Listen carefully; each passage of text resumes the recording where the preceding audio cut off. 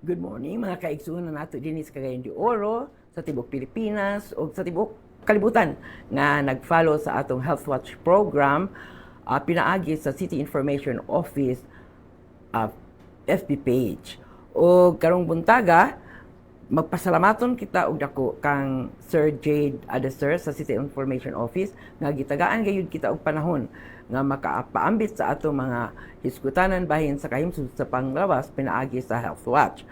And of course, kining inyong host for the day, Alma Magtaswali, sir, makiguban na usab sa atong resource speaker karong buntaga nga makihiskot kanato bahin sa diabetes. Ang atong pagtimbaya sa atong halangdong mayor, Honorable Mayor Rolando Clarex Uy, si Vice Mayor Bebet Rodriguez ug ang mga kauban sa konseho, of course, ang atong pinalangga nga kagawad on health, Dr. Paulo Gaane. Good morning. And sa atong abdi kaayong City Health Officer Dr. Rachel Dilladaba, atong mga kauban sa pagserbisyo sa panglawas sa office o sa field personnel nato, apil sa mga volunteer health workers, ang ato usang pagtimbaya sa mga punong barangay ug ang ilang mga kauban sa barangay local government unit nga kanunay usab nagpadayon sa pagsuporta sa atong mga kalihukan bahin sa panglawas sa nagkalaing-laing barangay sa 80 ka barangay sa Cagayan de Oro City. And karon special ning atong guest, no, ang atong resource speaker, walay lain kundi ang atong City Health Office Coordinator or Non-Communicable Diseases. Siya usa ka medical doctor, Master in Public Health, Major in Hospital Administration. Walay kalain kundi ang atong gwapo nga Dr. Fahad Y. Makadato. Ay, Doc? Good morning sa tanan. Good morning sa tanan naminaw diri sa City Information Office. Pasalamat ko na nakabalik na punta diri aron manghiskot about sa isa ka importante na health condition nga kailangan nato tutukan po, no? Yes, Doc. O ato ra bagyong nabantayan nga kung muhisgot ka nitag diabetes mura og nahimo lang siyang ordinaryo. Pero sa imo unyang paghisgot, murag kulbaan pud ang tawo nga makahibalo nga agoy di man di sa basta-basta ani nga magpa unsa passive ta kung makaingon ang doktor sa ato nga naatay diabetes, no? So, Doc, unsa man tuod ning sakit nga diabetes? Actually, ang diabetes is actually more kung ang ato ng susiun, no, ang diabetes monggod is mao na siya ang kung ato ng himay-himayon in layman's concept is mao na siya ang how kung ginaunsa sa atong lawas unsaon niya pag-respond o paghimo or paggama sa insulin nga gina-produce sa atong pancreas nga naa sa atong lawas, no? Kay ang issue manggod niya is diha ga kahigo ang diha nagkaka problema lugar sa paggamit sa insulin sa atong lawas, no? So kanang diabetes usually if ang pancreas nato kung kuhan dili maayo ang iyahang paghimo og insulin, like wala siya ang uban magud nga pancreas kay wala siya gakahimo nga insulin, no? Mo na siya ang makita nato sa isa ka type nga diabetes called type 1 diabetes. Ang ikaduha, ang pancreas nato is gamay ra ang iyahang insulin nga himo, no? Dili siya enough para makatabang makatabang nga makontrol ang blood sugar, no, sa atong lawas. Ikatulo, pwede pod nga ang pancreas magsigi siya himo og insulin pero dili pod mo respond or dili pod mo react ang atong lawas atong insulin, dili niya dawaton, no? So mo na mahitabo ang diabetes. Kung tanaw nimo sa mga medical books, no, ang diabetes manggod is it is a chronic lifelong condition which affects your body's ability to use the energy found in food, no? So ang kanimanggod siya is ang diabetes is actually ang three major types sa diabetes kay we have type 1 diabetes. Moto akong giingon, ang type 1 diabetes is moto siya ang autoimmune type of diabetes because ang atong pancreas, actually ang pancreas nato, makita na nato niya sa later nga slides nato diha, is located na siya just behind sa ato ang stomach, no? So mao na siya ang tig-produce og insulin, no? So ang type 1 diabetes is most of the time or almost all the time wala gyud siya insulin nga kaka-produce, no? Ang type 2 diabetes gamay ra ang insulin, dili enough, no, nga para makatabang mag-regulate sa blood sugar. Ang ikatulo pod is ang kanang gestational diabetes. Usually kanang gestational diabetes mao na siya ang diabetes nga kahitabo sa or mutukar sa mga puros, no? Pero kana siya temporary ra na pod in most cases sa mga puros after panganak, mga 6 weeks after postpartum or after panganak mawala ra dapat na siya, no? So Okay. So, aduna ba tay datos or unsa may current status sa diabetes dinhi sa Pilipinas o labi na gyud dinhi sa atong syudad sa Cagayan de Oro City daw? Actually sa kung tanaw sa nato diha sa ato ang screen, ang diri sa Dakbayan sa Cagayan de Oro, kung makita nato gikan natong last year last year o last year 2023 and 2024, kung makita nato diha sa ato ang screen, ang diabetes mellitus is usually naagid na siya sa ika-5th nga ranking, no? Leading causes of mortality in all kamatayon. ages or kamatayon, no? So kung susihon na nato ang diabetes, mga atong topic karon is naagid na siya sa usually naagid na siya top 5 yun na siya. Oo, no? Sa 2023 naman kuhan makita na to ang slide sa 2023, no? Kung tanaw nato ang 2023, naas pud gihapon siya sa 5th, no? Actually, kung kuan nimo sa international nga kuhan scene, no? According to the International Diabetes Federation, ang International Diabetes Federation is actually an umbrella organization of major diabetes association all over the world, no? So ang kaning IDF or International Diabetes Federation, ilahang na reveal nga all for the year 2024, actually ang number of adult patients with diabetes or diagnosed with diabetes kay niabot na gyud siya og 4.7 million. Oh. To be exact, 4,726,300. Nga na kadako, no? Gikan pa atong record nila nga na document nila for the past 3 years, mga 4 million pa to. So nisaka na pud siya o kuhan, nahimo na siya 4.7 million.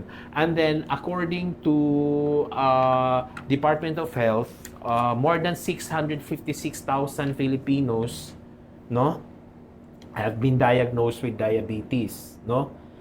And in fact, kani siya nga sakit manggod kay dili pud nato dapat ni siya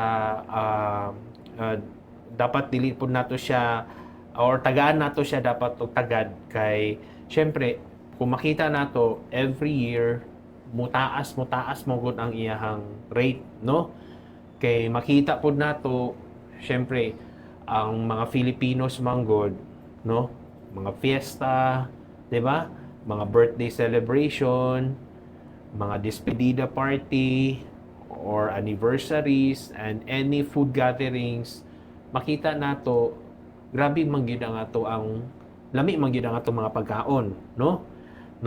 Ang atong mga pagkaon, mapaletsyon manok or sa mga Christian friends, lechon baboy, mga humba, adobo, pansit, napay mga kakanin, nga grabe katamis, mga hinamis ba, hilig man gyud ang Pinoy o mga hinamis, no?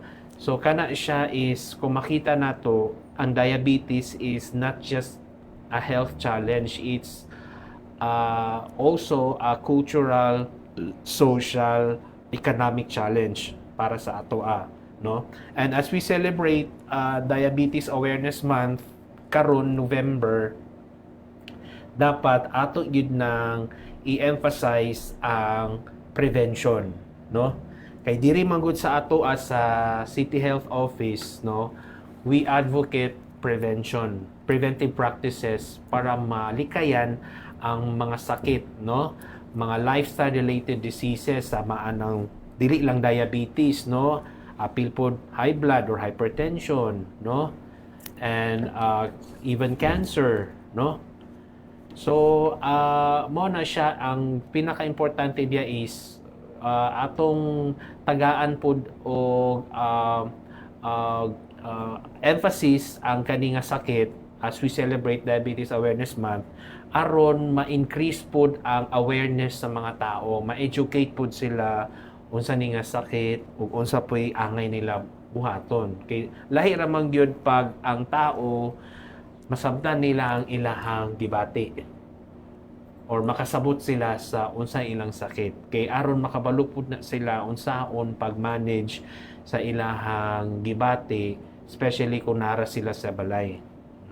Labi na gyud yan ang gitawag nga healthy lifestyle, Doc, no? Bahin sa pagkaon, murag sa tinuod ba gyud tong imong giingon mo sa anyway, kita gyud ang mahimong desisyon para sa atong kaugalingong panglawas nga malikayan nato ang mga sakit nga pwede ra gyud unta nga malikayan, Doc, no? Kay murag mangutana na dayon, kinsa may naibuot pagkaon o ang tao kagakalupigan sa pagkaon. Anyway, Doc, naabay tambal ning sakit nga diabetes? Actually, na may mga tambal gyud. Ang kung unsay pasabot nimo, matambalan ba siya Matambalan, or yes. Or kung mag-ingon ka nga, is there a cure or nabay kuan gyud, permanent cure or tambal gyud sa diabetes? Actually, mao gyud na ang one of the common questions ginapangutana sa atong mga pasyente, no. Ang actually, kung imo nang tan-awon ang diabetes monggod from the word itself pod is it is a lifelong chronic or lifetime disease, no. Mo nang na-maintenance. Mo na nga di kita makaingon nga nagyud siya permanent cure or nagyud tay tambal nga maata para mawala na gyud siya. Pwede ra gyud hinuon siya makontrol kay naa na mong pod na sa imong dugo. Nay uban tao pod nga they will go into remission, kanang ang ilang blood sugar makontrol ra pod, no, within the normal limits, no. Nay when we say in remission stage, kanang ang ilang blood sugar kay kontrolado ra, no, less than 126 mg per deciliter baka ha, or less than pag yun sa kanang kuhan.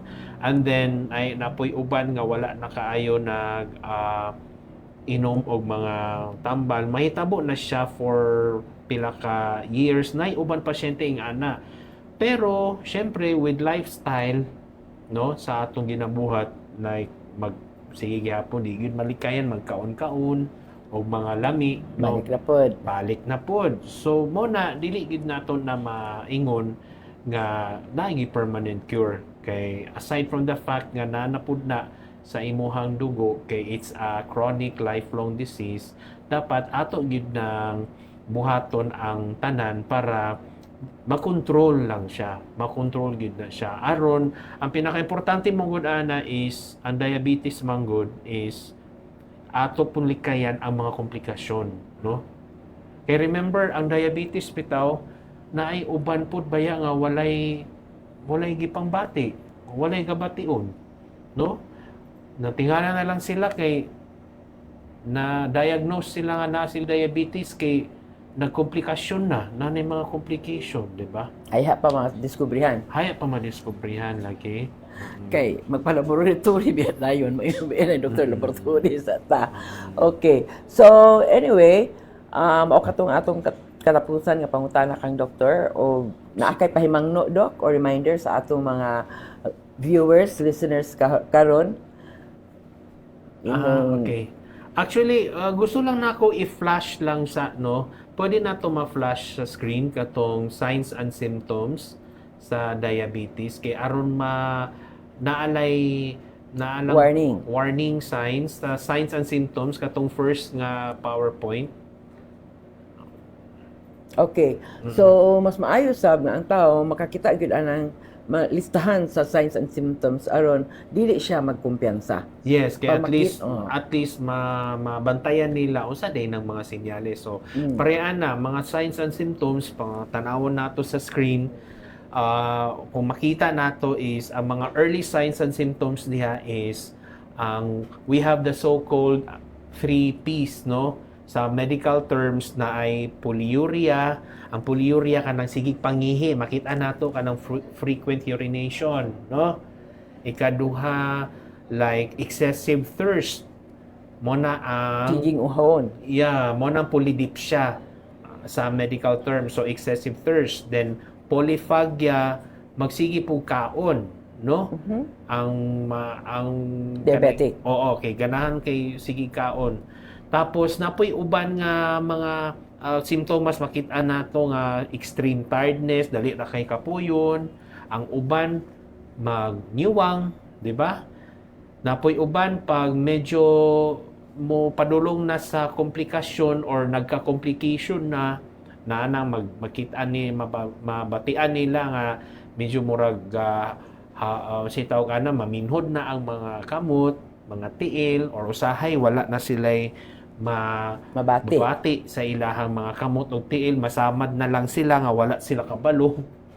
Unya ang samad pod dugay pod mawala or dugay pod maghil, maulian. So or ang uban pod tingalan na lang sila kay murag halap-halap na lagi akong pananaw or mura na maglahig yun ang ako na ako'y murag na yung mga sambol sa mata, mangingana ba? So, mo nang ato ng likayan ang mga ginatawag nila komplikasyon. Kay ang diabetes manggod, it is also considered as silent killer po na siya. Wata kabalo nga, wakakabalo karon ikaw, taas lagi ka blood sugar, pila na katuig. Unya, haya na ni mo na ibawaan di ay katong imong kidney kinadaot na. Ignom ka sa doktor nga ma'am, i-dialysis ka. Kay nag-diabetic man day ka ma'am. Unya, ang imong kidney na mo'y una pod nga nadaot, So, ang kana manggod kung makita nato is ang effect manggod ng blood sugar kung dili manggod na siya makontrol mo nang ingon ko ganina nga ang insulin which is secreted or made by our pancreas, if dili maayo ang trabaho sa ato ang pancreas sa pag-secrete og insulin, unya kita sige po tagkaon, sige po og kuhan habhab, mao na siya if mo taas ang blood sugar sa bloodstream sa atong dugo, syempre daghan na siya og epekto sa mga ugat padulong sa mata, mo na nang mabuta, napoy uban nga mo ang kidney, ang ilahang mga veins or arteries padulong sa kidney kay mga madutlan, so mo na siya mag-dialysis or madaot ang kidney.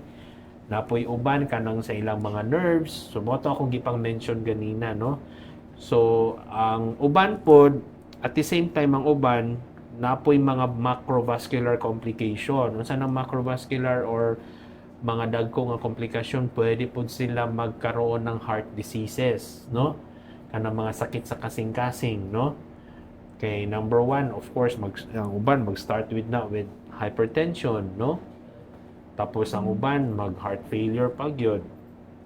Pwede po mapadulong og stroke, So daghan og mga epekto kung dili nato makontrol ang atong blood sugar sa lawas. So maayo gyud nga pag makita katong gipakita nato ganina nga mga signs and symptoms, at least kita kabalo na ta unsay atong pangbuhaton para at least na kay idea lang nga alam mo mapa-check up gyud ko ani sa doktor, no? So, syempre kung hunahon po nato is ang mga prevention, no? Number one is naamang mga three natin ginatawag nga mga basic mga approach or basic strategies aron nato malikayan pod ang diabetes. Labi na kung wala pa ta, no? Example is kanang kunghan. Number one is ang weight nato. We need to lose weight, no? Dapat mapaniwang pud ta, no? Kaya usually if we lose weight at least 5 to 10% of our body weight, murag enough na pud na para ma-normalize po ang atong blood sugar, no? Because ang obesity manggod is closely linked to diabetes manggod. Kay usually pag obese manggod ta or kanang dako ra kay taglawas, ang tendency, ang atong risko ana is dako for diabetes, no? Usually makita nato ang risko ana, if I'm not mistaken, mga 28% ang risk para ma-diabetes ka, no? So, katong moto siya, no? Lose weight. Ikaduha, we need to exercise daily, no? As much as possible, dapat dili pud ta makalimot mag-exercise. At least 30 minutes a day nga exercise 5 days a week, no? So, importante is matod pa sa Department of Health, galaw-galaw upang di pumanaw, di ba? Yes, number one na nga priority area sa Yes. atong universal healthcare. Yeah, di Naman gina na tayo, ako nalintad. Ito ka priority area sa universal healthcare, gibutang gina number one. Eat right and katulagi galaw-galaw. Okay. Punta ako na-mention po last time diri sa interview is we need to break the cycle of prolonged sitting. Kana bitong duwe kay kagalingkod sa imuhang lingkuranan Whole day. whole day, especially kana mga desk type nga mga Trabaho. job, mga trabaho nga mga takabantay nga 3 hours or 2 to 3 hours straight ka nga galingkod ang uban pod whole 4 hours ana, which is dili po na siya maayo because dako kay na siya nga risko para magka-develop o mga cardiovascular or mga heart diseases, especially magsugod with hypertension, no? Kay kung magsigita dapat gali kung maglingkod ta at least every hour mo tindog ta, like we need kanang at least na lang tay mabuhat nga makatindog ka, i-break lang nimo ang cycle, pwede ka mo tindog at least mga 3 minutes to 4 minutes and then ka mo balik mo kuhan. Kay importante yun na nga i-break nato ang cycle of prolonged sitting aron dili mo taas atong risko sa mga sakit, labi na sa sakit sa kasing-kasing o kuhan, no? So importante gyud kaayo na. Then kung panigarilyo ta, especially sa uban, namang uban nga manigarilyo gyapon, ato nang likayan ang pagpanigarilyo, no? Ato nang kung pwede i-stop nato ang smoking because ang smoking manggod taas pud kay siya risko sa para mo develop ka og diabetes, no? I think mga 30 to 40% sa mga smokers, they have increased risk of diabetes about 30 to 40% if I'm not mistaken, no? Alcohol intake pod kanang mag-inom. In fact, ang gina-advise baya sa katong sa mga scientific data from American Diabetes Associations is as much as possible kung mag-inom galit ta sa mga babae less than 1 bottle lang of beer, sa lalaki not more than 2 bottles of beer in a day, no? So ang alcohol dako pud kay na siya og role para maka-increase og risko sa development of diabetes. In fact, kung dili ko masayop, mga 56% man to ang ihang risko if sige tag-inom, no? O beer, no? So daghan pud na siya og mga factors para magka-develop ta og diabetes. So, syempre, atong hunahunahon per me is ang prevention, no? At least kabalo ta unsaon paglikay sa diabetes. So, syempre, naiuban pod, sige exercise, active ang physical lifestyle, pero poor ang dietary lifestyle. So, importante yun ang eating right, kato yung gingon ganina, no? So, kabalo namang good ta if kanang sa magkaon ta, pwede nato i-follow katong Pinggang Pinoy. Dugdug katong Pinggang Pinoy. Mao na atong gi-promote ug mao po nang gihisgutan last time. Oo. Pinggang Pinoy sa atong mga nutritionists. Di ba? Katong mga go, grow, o glow nga foods, no? So, makita na nato na sa atong kuhan, ma-search po na nato sa ng Pinggang Pinoy, no? Basta importante is we need to eat in moderation lang, no? Kung magkaunta o kuhan fish, if possible, kanang gamay ang matchbox lang nga size, ana, dili man nato makuhan ang mga tao, no? Napoy uban pasyente, pwede na nato i-refer sa nutritionist, dietitian. For proper monitoring sa ilahang diet, no? Nice po, mas maayo po ng ato nang seek ang consultation nato with a nutritionist, dietitian kay matudluan po ta nila unsay maayo natong pagbuhaton, pag-manage sa food nga ginakaon nato, at least, no, mo nang makatabang po na siya. So importante gyud sa na siya dok nga bisan sa mga bata, no? Pag-practice na gyudaan sa eating lifestyle lagi nga mao lagi mapaingon dito kay nakurat ba ako dok nga ay akong amiga nga ang iyang anak 12 years old pa diabetic. Oo. Tungod lagi tingali sa pagkaon lagi paghapon, no? So anyway, daghan kasalamat kaayo dok pahag sa imong paghatag sa higayon, pagpakig-uban dinhi kanato. And of course, magpadayon gyud kita niini nga programa Health Watch o makita kini nato sa City Information Office FB page. Ug alang sa sunod Martes ang atong hisgutan, mauna usab ang kaimportante sa pag-organize sa home-based health communicators mismo sa imong kaugalingong balay daan na gyud kay maestra bahin sa panglawas labi na sa preventive care. O kini pagahisgutan nila ni Sir Giovanni Dael, ang atong Health Education Promotion Officer 3, o si Ma'am Etienne Porpio, ang atong designate HEPO. So, daghang salamat. Health Watch every Tuesday. Ato yung subayon, and of course, have a nice day.